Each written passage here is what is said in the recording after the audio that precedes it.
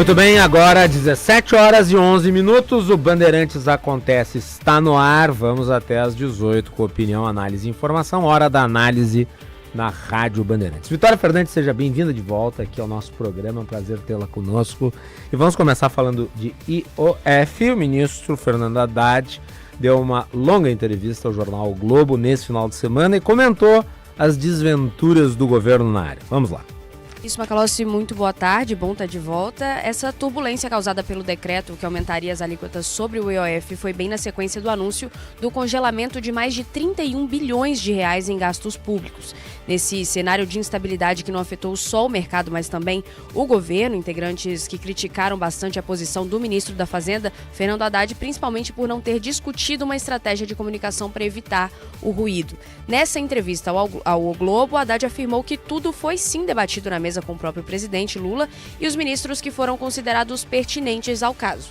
Ele menciona também que a regularização do IOF está sendo estudada há bastante tempo e destaca que sempre está reavaliando medidas regulatórias da pasta. De acordo com Haddad, a decisão de recuar foi absolutamente técnica e de responsabilidade da equipe econômica. O ministro afirmou que se reuniu virtualmente com a equipe para redigir esse ato de correção e que logo que o problema foi identificado, ele foi solucionado. Disse que não falou com o presidente sobre a correção, que a decisão dele foi dele de recuar e pessoas de confiança foram checadas para saber se as informações estavam de fato corretas. E Haddad falou também nessa entrevista sobre a não convocação de Galípolo para discutir o tema. O presidente do Banco Central, nessa reunião do IOF, disse que conhece a delicadeza necessária para lidar com a confiança dos investidores e que disse que Galípolo deve conduzir bem a redução da Selic e a transição correta para que haja harmonia entre o fiscal e o monetário. Macalossi. Muito bem, tá? Então, obrigado, Vitória, pelo resumo. Eu li a entrevista ainda no domingo, a manifestação do ministro Fernando Haddad. O governo deu um cavalo de pau nessa história do IOF e tem várias perguntas que surgem a partir da declaração do ministro Haddad. A primeira delas é a seguinte: o Haddad diz especificamente que o tema IOF já vinha sendo tratado pelo governo há um ano. Um ano de discussão e ninguém foi capaz de identificar que tal medida seria percebida pelo mercado como uma tentativa de fechar o mercado de capitais, de controlar a dinâmica, o fluxo de capitais relativos ao câmbio. E tanto foi assim que o próprio Haddad, na entrevista, admite que a sinalização com a medida foi a pior possível. E por isso, já no mesmo dia, reviu o posicionamento através de um post nas redes sociais do Ministério da Fazenda durante a noite. E não suficientemente, no dia seguinte, antes da abertura do mercado financeiro, daí uma explicação adicional exatamente para estancar a sangria que havia sido reproduzida. Eu até comparei, na semana passada, a medida do governo com um cepo cambial. Mas o governo não abriu mão de tudo. O governo manteve uma parte considerável das medidas originais anunciadas em pé.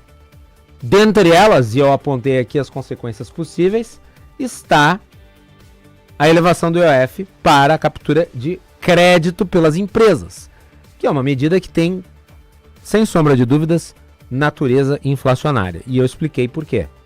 Ora, na medida em que você captura crédito, contrata dinheiro, compra financiamento por um valor mais alto, você vai incutir no preço da produção o valor adicional que você teve de gastar para fazer a aquisição do crédito.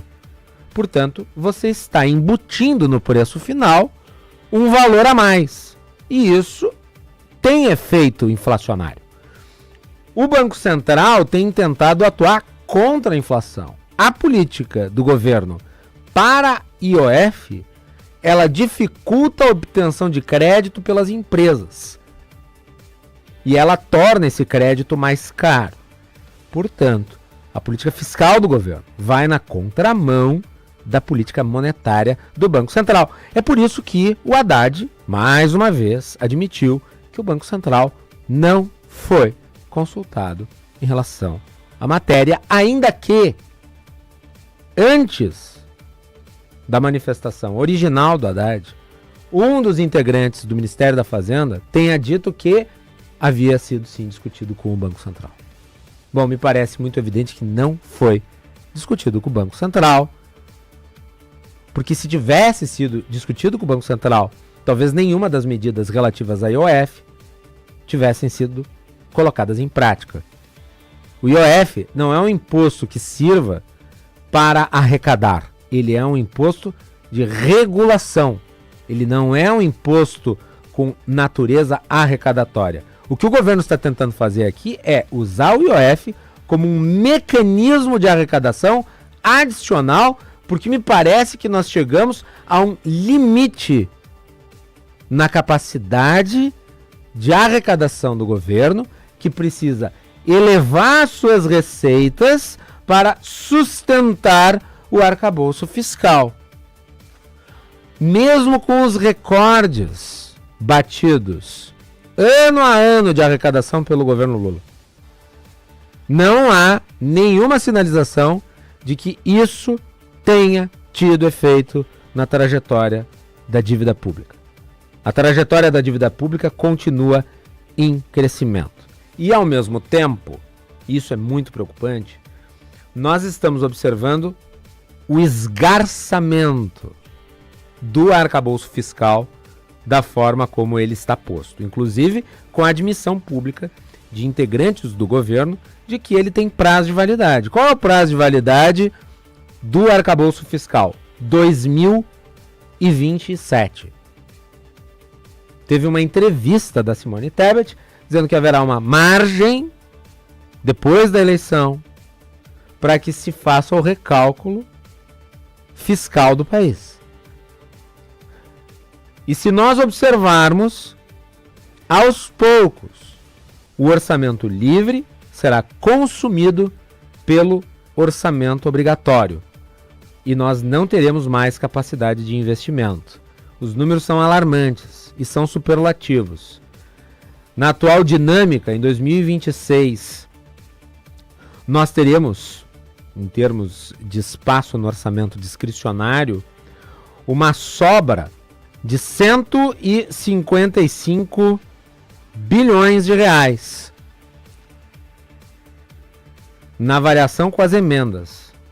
Então, em 2026, teremos 53 em emendas, 155 em orçamento livre. Em 2027, essa relação será 56,5 em emendas e 65,7 em orçamento livre. Em 2028, prestem atenção, nós teremos 58 bilhões em emendas e 1,5 de sobra. E em 2029, nós teremos 61,7 em emendas e menos 52,8 bilhões na área de sobra. Então, a despesa do orçamento livre do orçamento cairá a zero. Não haverá recurso para se fazer investimento no país. E as torneiras, os gastos públicos continuam em alto grau de dosagem, tendo em vista até um calendário que é de natureza eleitoral. É o que a Dilma Rousseff chamava lá em 2014 de fazer o diabo. Todos os governos gostam de fazer o diabo. O governo Bolsonaro também fez o diabo no seu último ano. PEC kamikaze, PEC dos precatórios. E o governo Lula está fazendo também das suas. Sem sinalizar nada de positivo. Muito antes pelo contrário. O Haddad até disse aqui que o diálogo com a sociedade é permanente. Mas não me parece haver diálogo algum. Se tivesse diálogo, teria consultado o Banco Central.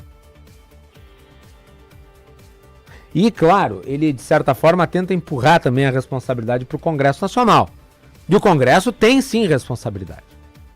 Eu não estou entre aqueles que acham que este é um Congresso fiscalista. Este é um Congresso que, né, defende, né, o uso dos recursos de forma parcimoniosa. Não, muito antes pelo contrário. É um Congresso que não abre mão de nenhum centavo. Inclusive, eu falei aqui sobre a relação, né, entre o orçamento livre e as emendas obrigatórias.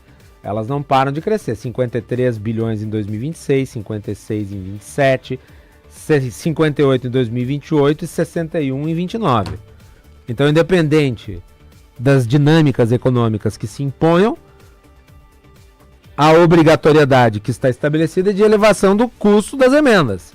Então, esse governo também lida com um Congresso que não é um Congresso com, digamos, uma visão fiscalista de Estado, muito antes pelo contrário. Agora, o Congresso também se move segundo o norte dado pelo governo. E o governo tem sido muito tímido na agenda. E ele tem muitas vezes, quando apresentado propostas que são consideradas importantes, feito pouco para pautá-las dentro do Congresso Nacional. Por exemplo, o ministro Fernando Haddad chegou a mencionar ali o projeto de mudança da legislação previdenciária. A minha pergunta é a seguinte: qual foi o esforço político para que esse texto avançasse dentro do Congresso Nacional? Nenhum esforço. Parece até que o governo apresenta a proposta e acha que o trabalho está feito, como se não tivesse de batalhar para que o texto fosse votado ali adiante, né? E falando em Congresso, Vitória, nós temos a manifestação do presidente da Câmara dos Deputados, Hugo Mota. Vamos lá.